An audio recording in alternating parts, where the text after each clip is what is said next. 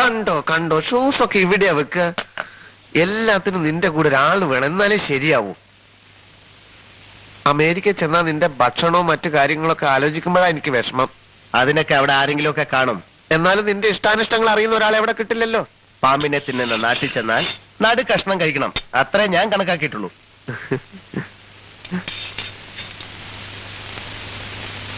വേണമെങ്കിൽ ഞാനും കൂടെ വരാൻ കേട്ടാ. വേണ്ട. നീ നിർബന്ധിച്ച കമ്മീഷണർ സമ്മതിക്കും. എങ്ങനെ? നീ നിർബന്ധിച്ച കമ്മീഷണർ സമ്മതിക്കും. ഇല്ല, ഞാൻ നിർബന്ധിക്കില്ല. അല്ല, ഈ അമേരിക്കയിൽ പോവാന്നൊക്കെ പറയുന്നത് മനുഷ്യ ജീവിതത്തിൽ ആകെ കിട്ടുന്ന ഒരു ചാൻസ് ആണ്. അതുകൊണ്ടാണല്ലോ ഞാൻ പോകുന്നത്. അതുകൊണ്ടാണ്.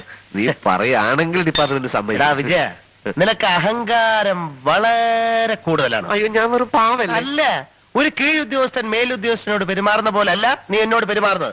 ഞാൻ നിന്നെ വല്ലപ്പോഴും ഒന്ന് കോൺസ്റ്റബിൾ എന്ന്